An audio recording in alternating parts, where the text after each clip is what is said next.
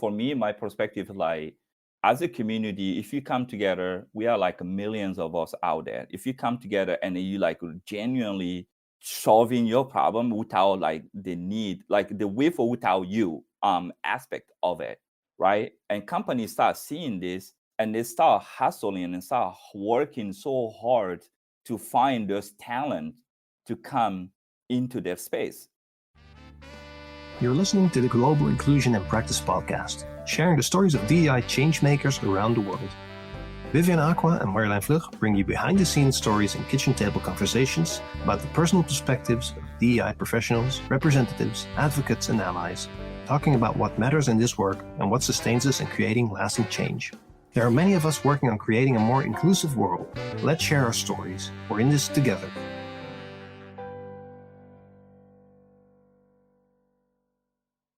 Welcome, Kemo Camara, to the Global Inclusion in Practice podcast. We are very happy to have you as our guest.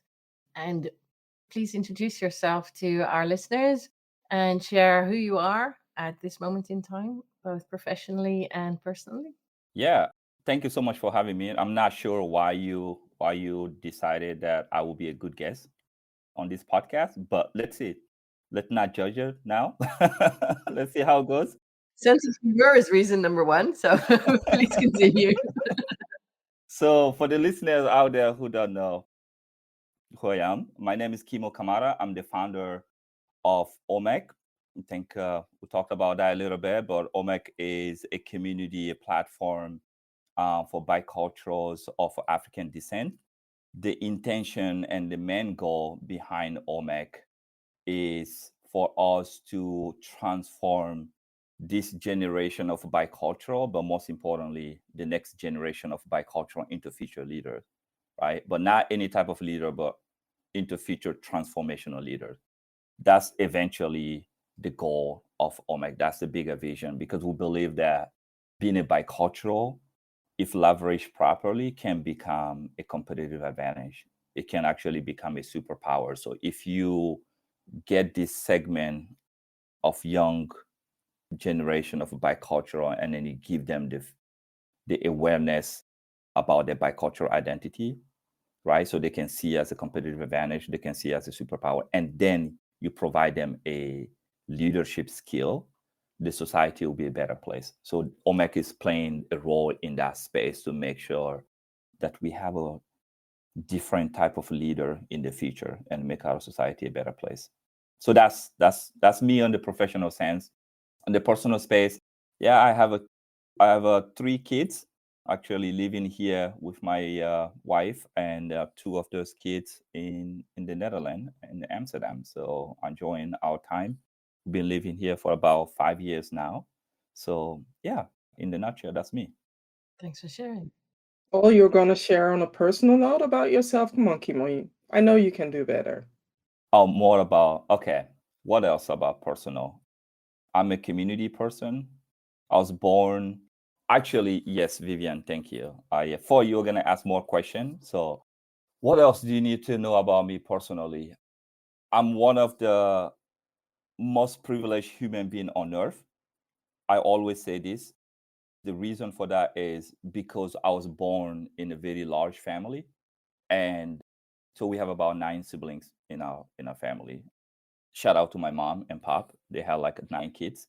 And so you think like from the Western perspective, this is a big family, but actually the family that I grew up in, my dad was the guy who everybody like from his family, brothers and sisters, and then all of them send their kids to him to put them in school. And because of that, he has this huge compound. And then so at any moment in a compound, you will have 30 to 40 to 50 people, living in the one compound. And so that basically became this natural human technology that you live in, where you have aunties or uncles, you have your dad, you have a mom, you have a big brother, big sister, and everybody knows their place, right? And there's this hierarchy where the system of respect, and it's just like that became the normal aspect. So growing up in that space, you really get used to this idea of a community, one for all for one. Like our family was like the whole family is there to support you. And then so like you just contributing to the system. It was never about me. That's like not concept. Because everybody's there to like, to be there for you, to support you, and nobody will mess with you because you have this army behind you. But you just focus in how can I contribute into this space. So I grew up in that human technology, and that basically made me, I'm one of the luckiest human beings. I didn't realize at the time. It took me a long time, but only when I got into this journey of understanding, embracing my bicultural identity, and as I going back and to like realizing everything that I am today, my mindset, the way I operate, all come from there, that human technology. So yeah, that's a bit about me. Thank you, Vivian, for pushing me there. I didn't push you. I know that there's more to you than what you just have shared right now. And also, I want to challenge you with something else, because what is an essential thing that you would like our listeners to know and to remember about you? There's one thing that I always live by. That's the best way to help yourself is by helping other, right? And again, that comes from like that human technology space that I grew up in. And I get this feeling that I can't describe when I support other people to, succeed or whatever, like whatever way I can genuinely help other people. The way I feel, it's like so immense, like this joy, this internal joy that I get. And again, like this is all I started realizing this more lately. And so I finally figured out like, because I feel so good when I help other, actually I'm helping myself by doing that because I want to have a more of this feeling, right? And so I'm like, oh, like you just became this so obvious to me to like, okay, I just need to help more people, and then because when I do that, I get this personal feeling about it. And I mean, there's some people may listen to this and then look at it from the extreme side, like where you become clueless. No, that's not what it is. It's a genuine way of helping people and being conscious of who you help and how you help, right? But yeah, that's the if there's anything that I want people to know, that's my philosophy, and then I live by that. And that's the idea that became the genesis of Omek, right?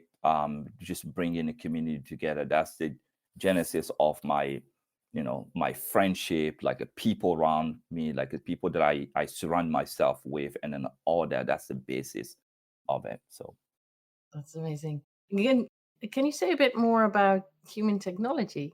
Because that's that's how you phrase it. That's how you name it, in the sense of connection and community and sharing and giving, helping other people within that human technology. What do you mean by that? What is it?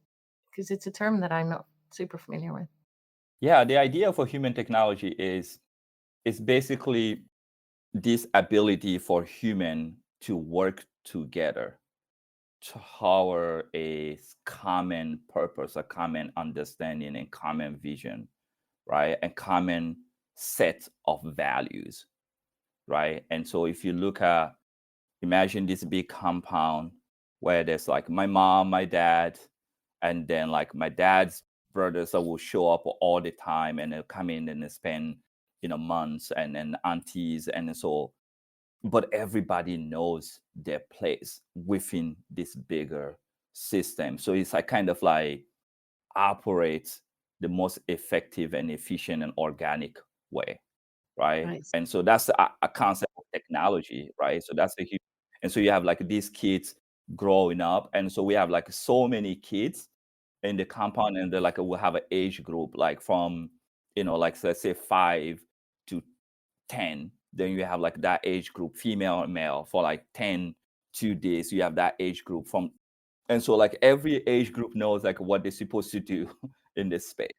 And right, so it's like it's working really nicely, and you're learning from each other and you're respecting each other and supporting each other. That concept that I call human technology. And so that goes into like even the idea of like really building community and then bringing people together for like, yeah. So Does it work in a similar way in Omek? absolutely, it's a part of the DNA of Omek. So basically, the idea of Omek is bringing these biculturals together who have this shared experience, shared vision, shared mindset from this psychographic perspective, right? And then who understand their problem better than anybody and now want to solve it. And then you empower them to solve that problem. And so people come from all kind of background, right? We have doctor to student to like VPs, entrepreneurs from like all background, all age group, all level in their experience, but they come in together and then they just like working together for one, the similar goal and supporting each other. And so that's the basic concept. That's what bring it in the Omek. And then it's like really, yeah, it's a different mindset. It's a different way of approaching community and then bringing people together to solve a society problem, not only their own problem, a society problem. So yeah, but I think the other thing that we add into Omek is to like really hone in and leverage this human technology, but also bring the digital technology into it. And so you combining these two together, it just actually amplify that effort that we're doing. So that's a part of the bigger vision of Omek. That's a powerful combination and a big vision. Yeah. Yes. Combination. What is your personal flavor, your personal style in what you do? My personal style Mhm. in regard to what? Everything you do. I'm a community guy through and through. And so everything that I do, for me, I am such a huge believer in community. I think community is a solution to everything. It's exciting, not exciting, it's interesting. When COVID happened, as a community person who's been saying, like, as a human being, we are created to be together. We just cannot work. Me, myself, and I does not work. Yeah, it's a me, myself, and us that work. And then so when COVID happened, it was like so obvious. We got stuck in our home. It was so like stay home, stay by yourself. And then it just became like, no, we cannot function this way as a human, as a society, right? We need to come together and we need to. And so that really like, in a way, like emphasize this idea for community, us as a people and finding the right set of people that have the shared vision, shared mindset, shared experience to come together and then do some things together. And so for me, the community idea is my approach to solving anything, from my personal challenges to a societal challenges. And again, personally, I use community for my mental sanity, for my spiritual and everything. Like I realized like when COVID happened, like this idea of mental health like became even bigger because people are so isolated, right? And it just became, you know, a lot more highlighted if it wasn't before. And for me, like I realized like I was so strong at that time and so, vibrant, and I didn't understand why. And then I realized like again, the best way I help myself is by helping others. During COVID, we did a lot of activities to bring our community together. And then that just became a big part of Omek. And so I was helping people that way, right? We are having a conversation, people are sharing. But at the same time, I get my energy by being around people with positive energy, people who will like, fill my bucket and then all that. And so that mentally I was healthier because I was like around the right set of people. And so for me, it's like community is a solution for everything. And then again, that's the personal level, but in the collective and the society level, we're trying to build this space by bringing these people together and then, again, like creating this future leader, this different type of leadership, and to solve our societal problem, right? And so it's just like, yeah, this is a fundamental term for me. Community is a solution for everything. Whether you talk about DEI, you talk about anything in society, you can leverage community to go up. So that's my style. You wake me up in the morning, you'll be like, what? And I was just, the first thing I'll say is a community. Yeah. Yeah.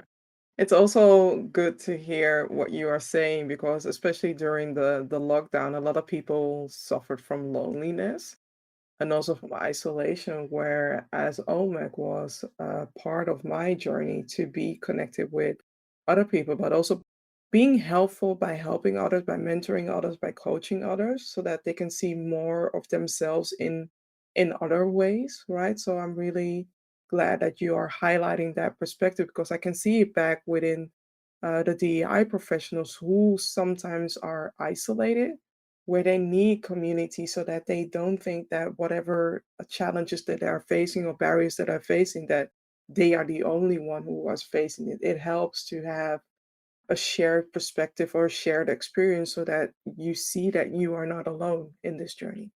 Absolutely. Like, especially if you're in this kind of space where, I mean, those who are in the DEI space, I have so much respect for them. It's not an easy work.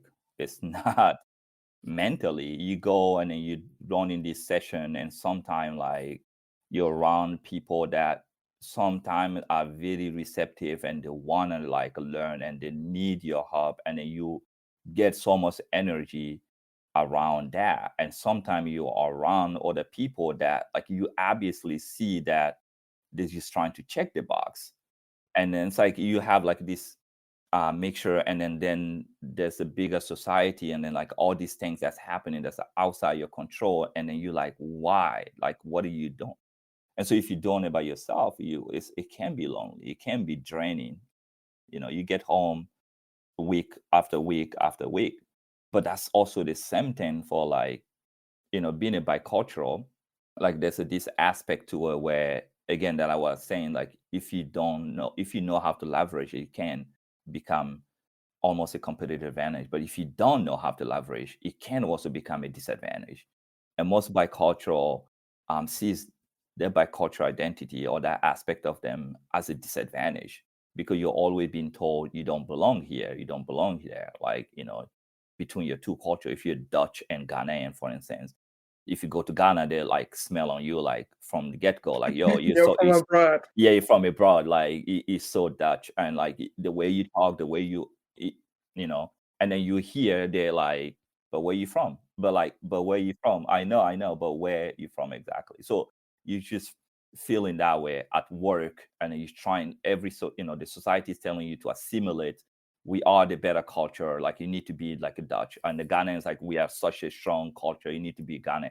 So like there's this back and forth, and it kind of mess with you, right? And then the professionally aspect as well, it happened. You see a lot of people trying to assimilate so much in the workspace that finally they're like, some people burn out because you just can't go against so that happened, right? I'm trying to compare like the challenges on both space.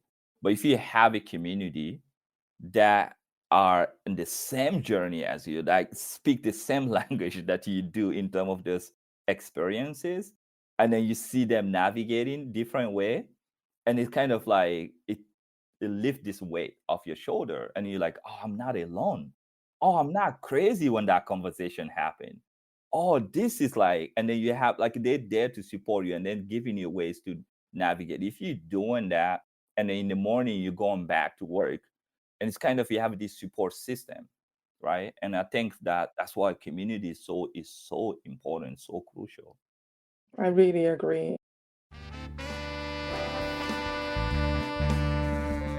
Hi, I'm Vivian Aqua, the certified DEI consultant, and I would like to invite you to take your organization to the next level of understanding by collaborating with me. I specialize in helping organizations amplify their DEI initiatives and foster an inclusive environment. Reach out today to learn how I can help your organization unleash its hidden potential and create a culture of belonging. What is a challenge that you currently face? It can be related to the DEI work that you're doing as a community builder. Yeah, I think the challenge is I would say my biggest challenge is right now as a community builder. Like the past 3 year, we have been, from the Omek perspective first, we have been really focusing on understanding the value proposition, that what is it that we want to bring to our community. When we bring them together, then what, right? What's the value proposition, and defining that and curving that and work on that. And now realizing there's so many people out there that desperately need this space, and they don't realize this exists, like can even exist. And so my biggest challenge is like, how do we reach to as many of these people who are looking for this kind of space as possible, to invite them to join, right? So that's the biggest challenge now, like, which is like in this idea of creating a lot more awareness and growing that, so we can make a bigger impact. From the DEI space, I'm not sure, because of my mindset is so different. I know it's a challenge, but I don't see it as a challenge. Like, there's so many people who are not ready, to like do the right thing, and then to actually are afraid of change, right? And they've been doing this is how they know it, and this work, and it's been working for them. And then that's it. Like, who are you to come in and tell us to like change this work? There's that. There's also, you add another layer, speaking from companies, organizations perspective. Companies are created to make money, right? And so these companies have been making money the way they operate, right? And then so you come in, it's all about business perspective, and you come in now, you introduce this concept that's more community perspective, but because at the end of the day, DEI is about community, which I'll talk about a little bit. You bring in different people from different background, different experience, different culture together, and you can't always use the business principle to make that work, or the business mindset, right? You have to use the community mindset, because you bring in community together. And what is being happening is that you bring people from all different backgrounds, this idea of a diversity. We want a diverse background, and you put them together. Now you have a community, and then you apply the business mindset to it, and it doesn't work. And it's a lot of people see themselves like, this doesn't work. It actually created a lot more problem than we had before. We don't want to do this. It's it. So business mindset, community mindset, problem happening there. So you have that, and these are the people who are actually genuine, right? They genuinely want to change, but they don't know, and then they're mixing up everything. And then at the end of the day, they're being told, you have to hit your quota, you have to hit that revenue thing, like it had to happen. And so there's this dichotomy and discrepancy that's happening there. And you have under the spectrum, where the group, like people who are like blankly racist, like we are superior, and they just don't want to, like, put on the side the business aspect that also exists. And so people in the DI space like come in, you don't know who's who, you don't know who's the first group, who's the second group. And then you have inflation, that's external factor that nobody has a control over.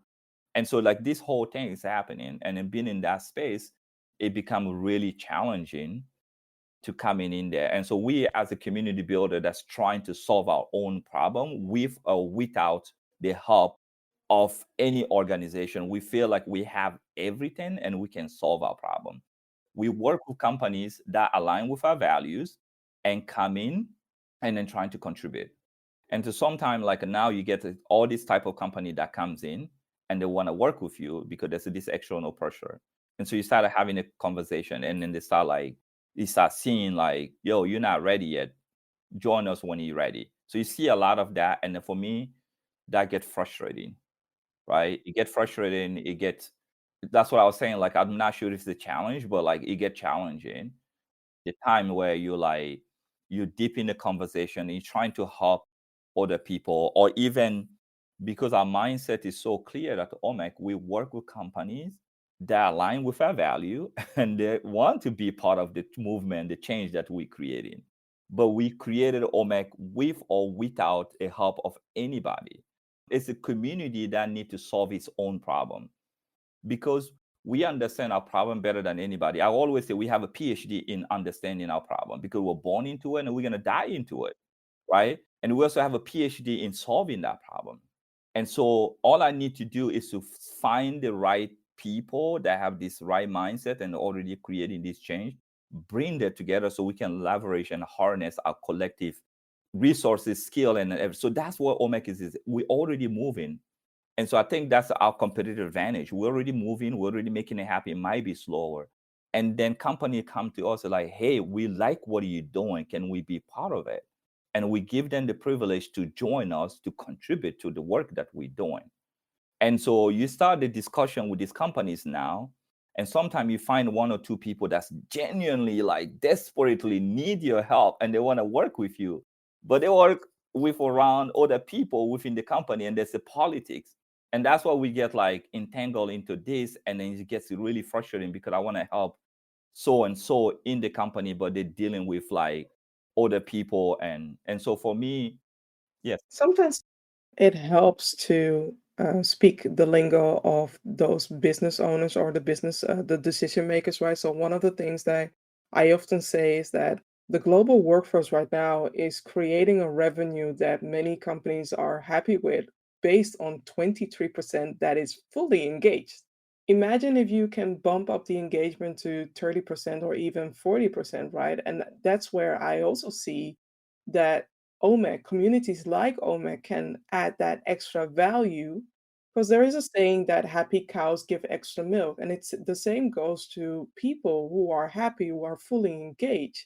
They can go the extra mile, and going the extra mile means that you're also able to tap into different territories, meaning that you can connect with unknown territories, unknown clients, unknown conversations that you might have that in the past you weren't having because you were only looking at the business perspective and not seeing the business value of having an ERG or having a community within your company. Yes, absolutely. And I think also is the way we approaching it from the community perspective. I think companies are gonna see there's been so many research about there's a business value, business value, business value, business value for DEI, right? And still people are dragging their foot. And so for me, my perspective is like, as a community, if you come together, we are like millions of us out there. If you come together and you like genuinely solving your problem without like the need, like the with or without you aspect of it, right? And companies start seeing this and they start hustling and start working so hard to find those talent to come into their space. Right now, what's happening, I think, because we don't have a strong community. And so as a company, you need to tap into this person. You can go in and spend a lot of money and then hire from here. But once this movement become a normal, right? It's not only Omek, but like there's so many other organizations out there to like really start doing this. Once this become normal and companies start struggling and it becoming impossible to have this community want to work for them, and your competitors are coming because they're part of this movement and they have the ability to tap into this community and then this talent, this real talent, this. And then the bicultural also have understood the power of the bicultural identity, and now they became a lot more productive, right? Because they can leverage the creativity and then all these bicultural competencies that come with it. So for me, I'm looking at it from these two side effects. Like the community need to like really build and move and start solving, and then companies it almost become a competitive advantage, right? Like to be part of this movement. That's one business part. And the second business part is most of the company being told do better, and then you go to try to solve a problem that you don't understand. How are you going to come and try to solve my problem that you don't live in and you have no clue of it, right? And then you come in because you have the money or because your customers or like whatever the society is pressuring you to solve my problem, and you come in, you actually create more problem, right? We've seen a lot of these like faux pas, like huge faux pas companies are doing, right? And so what are we doing when we solving our own problem? When company come to us, they don't have to try to solve that problem. That's not the area of expertise. They just contribute, and we tell them like, yo, this is the resources that we have. This is where you can contribute in that. And then you come into it and you actually making a real impact in that change. And that's the business, like a good business sense as well. In addition to like having, how much they spend on like employer branding? This is the most effective employer branding that you can do. Like you come in the society, in the community, you contribute and you make an impact, people see it. and then they they believe in what you're doing and they want to work for you. And that's what is going to happen in 10 years from now. What I'm talking about right now, this is going to be the norm. Like as Omek grows and as other organization like Omek grows and as these communities start coming together and start realizing like, no, we don't need you to include us into your space. We're going to create our space and we're going to be this. And now you're going to come in and we're going to work together.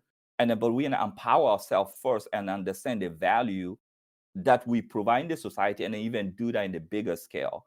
And now all of us together can contribute. And when people see these kind of changes, like it's, then we don't need to do a research to tell John and Joe and, like, oh, it, dude, Mackenzie just told you that I matter. Like if you bring me in your society, in a company, I'm going to be so like, no, let's go. Yeah. And then there's, I mean, that's part of what you present and what I picked up from what you said earlier, they get the privilege of being invited into our community.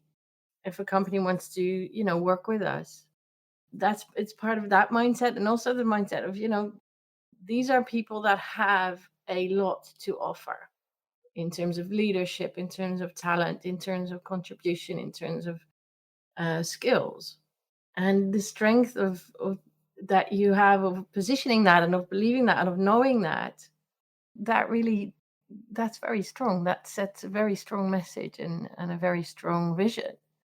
Yeah. Really, really appreciate that.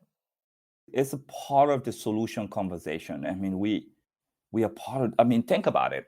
If you're bicultural, let me just give it a little bit of detail for those who because we didn't dive in.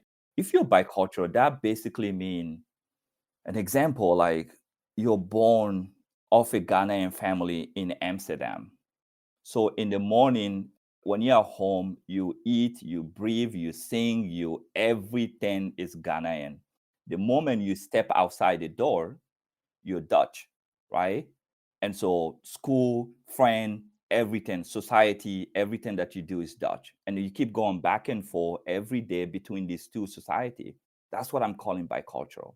And what that navigating these two society, these two culture every day, seamlessly, consistently, it build these muscles, right? That I call bicultural competencies. And so for bicultural, because they're part of these two society and they grow up in this society, they speak the language of this society, like the verbal and non-verbal languages, right? They get to develop, they're part of the fabric of this society, even though both society haven't seen it. And now what are you gonna do when you bring these biculturals together and then that bicultural competencies that they get to build, like creativity is a part of that. Because now you have two culture that you can go into, and whatever problem you're facing, you have these tools almost, right? You can go in this toolkit and then like, oh man, how does Ghanaian approach this challenge or this issue? Or my Dutch society, how does it do it? And now you have a toolbox that you can go into and you're creating something different. Empathy, for instance, right? That's another soft skill that comes with, like, you can understand these two society, right? Cultural intelligence. Talk about like how lacking the society have a cultural intelligence. You can navigate, you go to any of these culture and then you know where to meet them. Like, there's so many of them, like innovation that comes with that. You get to create the best of both worlds. And so you almost create this third culture that's better because you're getting the best here and the best there. And so this list goes on, right? The interpersonal skill, you have this people skill, right? The adaptability, you are able to go anywhere and adapt to like what is the changes like that happen in that space. And imagine if you have employees that have all this skill that's elevated, the resilience, you are in change all the time. For you, change is normal because your Ghanaian culture is so different. It's almost like an opposite to this culture. Your Ghanaian culture is what? Me, myself, and us. It's a community, family, and all that stuff. Your Dutch culture, like, is the Western culture, yeah, which is me, myself, and I. And so these are almost two opposite, but like you have this ability to hold this tension of an opposite, right? So it's not white, black and white. And so think about all these things that I'm talking about. These are like bicultural competencies.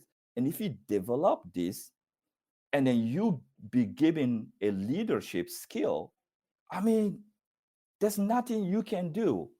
And so once we develop this community and this mindset and then talk to them like about the power of their bicultural identity, if they work on it and they start to know who they are and they start to understand their value, their worth, and they can go in any room and talk to anybody. And in addition to that, they can contribute so much more that they're doing right now, right? And so that's the power of like this idea of bicultural.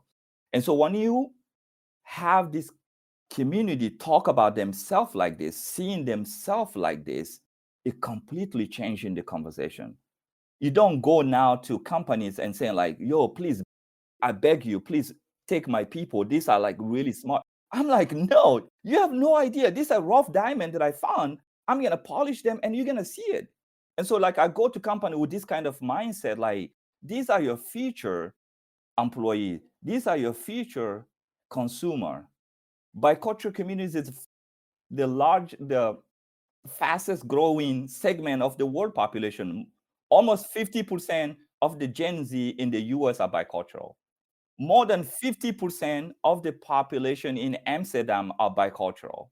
People Yeah, do no, not realize it. Their own it, mindset, own it, use it. huh? Yeah. You know, you're very clearly welcoming them to own it, know that about themselves, own it, use it, do good with it.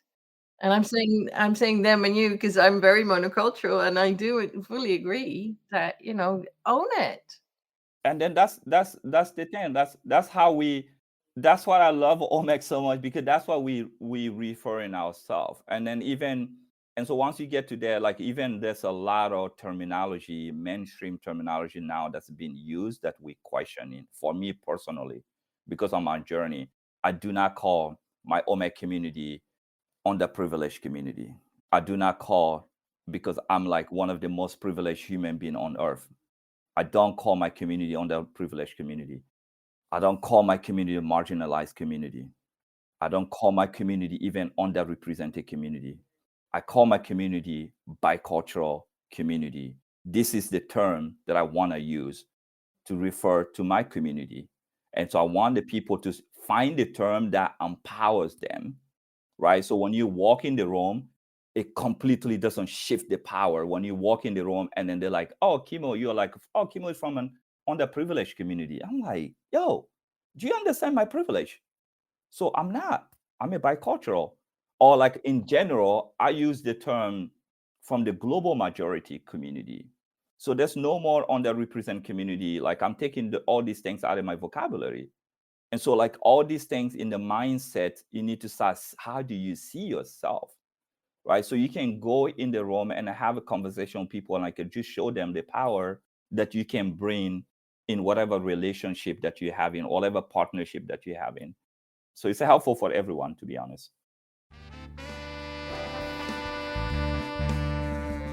Hey, are you ready to rediscover focus, clarity, and resilience so that you can be a stronger change maker for diversity, equity, inclusion, and belonging? I am Marjolein Vlug. I'm a certified coach. And whether you're getting started in DEI or are further along in your journey, I can support you to take your work to the next level. With me as your ally, you can gain clarity on your next initiatives or career goals, make intentional choices, stay accountable to them, deal with the intensity of the work, and create real change. Let's talk. I'd love to learn more about you. Reach out to book a chat. Kemo, at this point in time, for you, for yourself, what are you proud of? I'm proud of so many things. I'm proud of let me give you the generic answers. I'm proud of my family. I'm proud of my kid. I have like, like these beautiful kids. Makes me happy all the time. But like I know I didn't do anything into that space. This as someone who spiritual, I know there's I just enjoy it and appreciate it. I'm proud of my family, my wife, and then I'm proud of the fact that I was born into like an amazing family. This human technology that I was born into it. What are you proud of that happened yesterday? Like, we have the generic, and what is this? Yeah. So I'm coming all the way down to like Omek. I'm really, really proud of like the Omek community, the way we operate, the way we see the society from the positive perspective, despite everything that's happening in the world, and then just seeing it like, yo, we can. It's great. Like that means there's more opportunity to make the society a better place, and I want to contribute to that. I want to be part of something that's bigger than myself, and I'm really, really proud of that. And I'm proud of like having this vision and then seeing it materialize.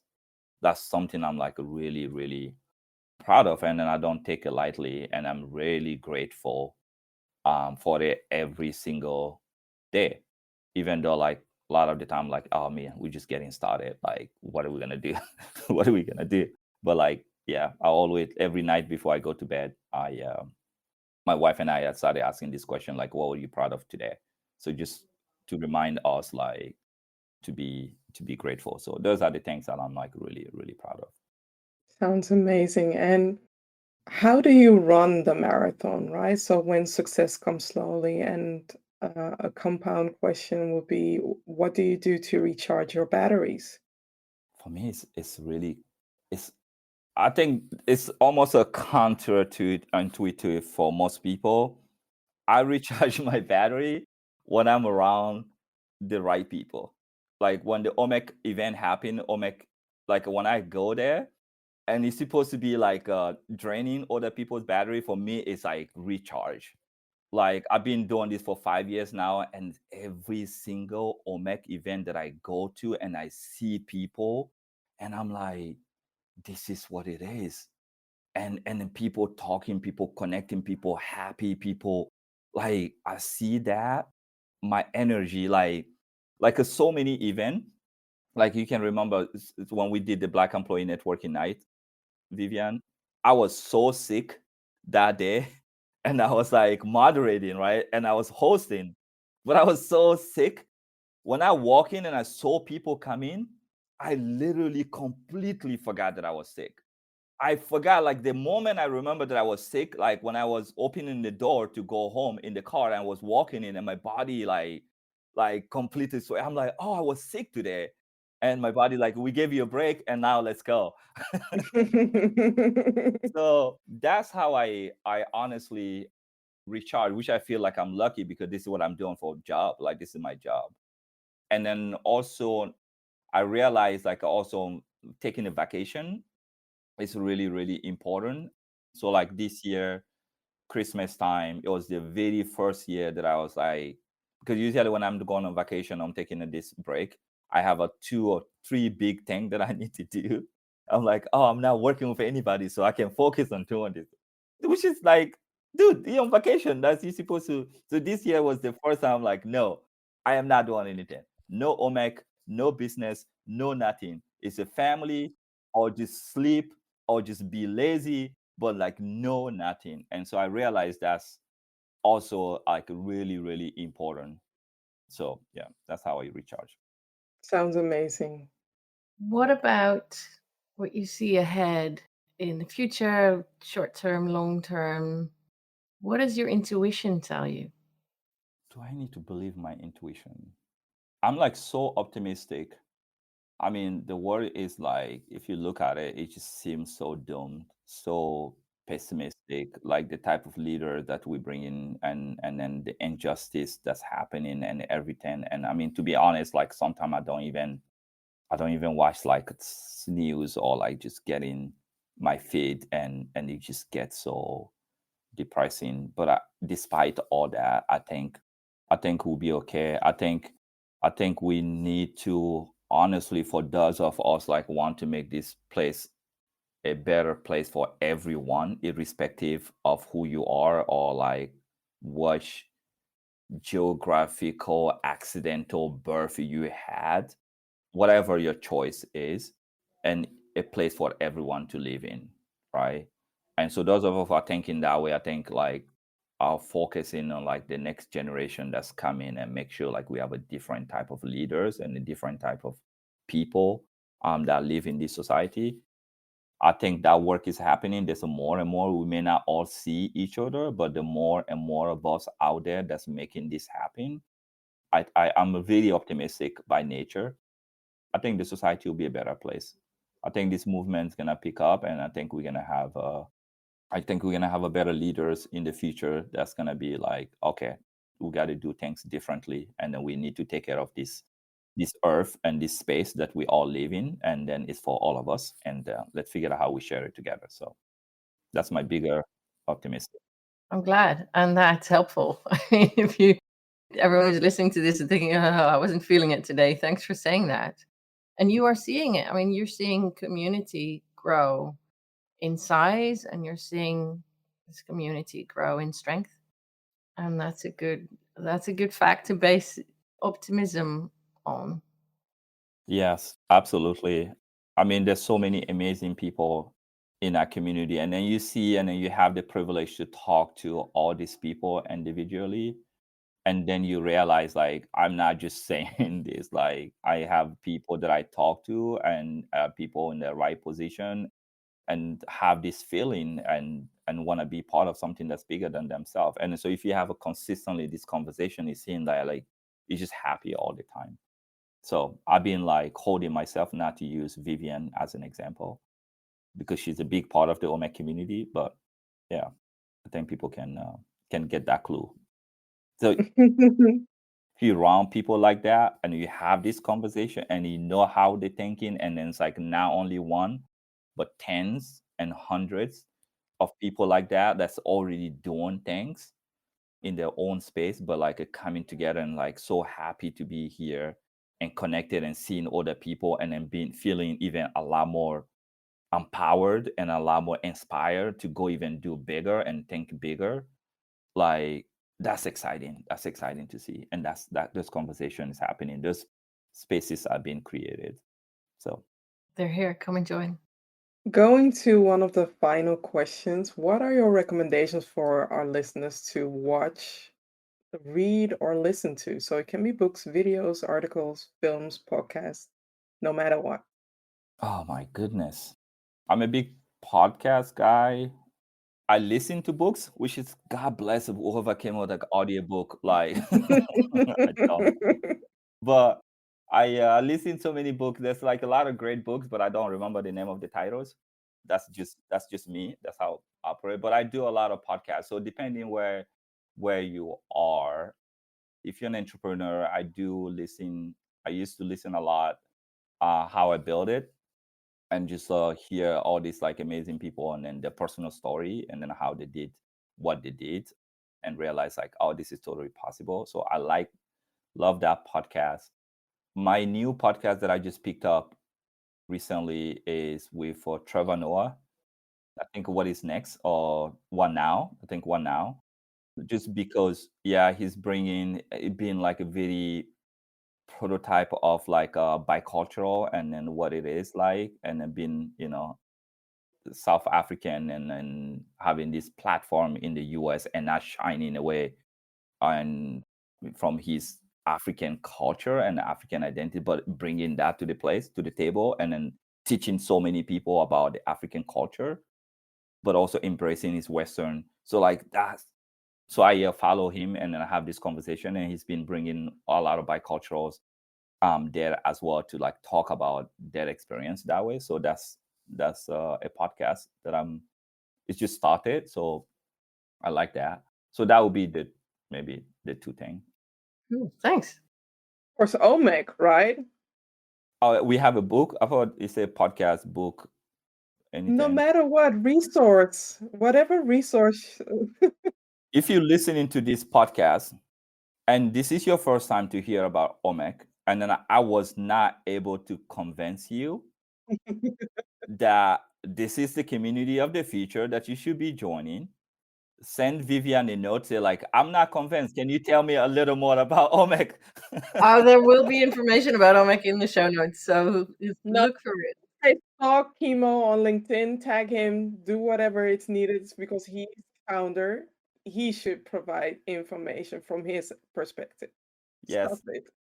That's my sister and brother side of that. I'm like sending people to Vivian, but yeah, just join us. We, even though focusing on bicultural for African descent, but anybody that align with that value, It's welcome. whether you're bicultural or not, if you're bicultural, irrespective if you're bicultural of Asian descent, American descent, or European descent, it's a similar experience. So you would fit in. We have a lot of people from different background, but we also have anybody that align with the values, the vision that we have. This space is open for you. Just come in and let's go. Let's build this better place for all of us. So you are all welcome to join us. Thanks. I wasn't sure about that, so that I think that includes me. Absolutely, yes. Definitely. 100% includes you. So please join the Omek community. Well, I'm going to right after this. This podcast was a success. I have one person joining. You're growing. What last words would you like to share? What's important for others in DI, for others in community to remember? In DEI, like we talked about the community aspect, right? This is a very, very hard work, and I really appreciate anybody in this space because, again, it's not an easy task, especially now. It's getting harder and harder. So just find a community. This is not a space where you compete with other people. Just find the right people that align with your mindset. It's not because everybody's in the DEI that you can work with. As a human, everything is built on relationship, right? And so find other people in your space to create that community in the DEI space that align the way you see things, the way so you can really support each other and build. So community, the solution. You can't do it by yourself. Just your mental sanity aspect of it, but also your personal and professional growth. To anybody else, whatever is the community, I'm not saying like when I talk about community to join like a bigger community like Omek or anything. Community is like a people around you that makes you better, that fill your bucket, right? That support you and then don't drain your energy. Find those kind of people, whether it's in your family, whether it's your group of friends, whether it's like a bigger community that have a bigger resources and bigger value like Omek and stuff. Find a community of people that help you get better, become better, and maximize your potential. Yeah, so just find that space, and you have the responsibility to do that. That's my last word to everyone. And if you can join Omek, God, Yeah, do that too. I'll be the first one standing at the door and welcoming you. Come on, welcome to the family. Let's go. Thank you for listening. You're warmly invited to pause for a moment and think about what stood out to you from this conversation.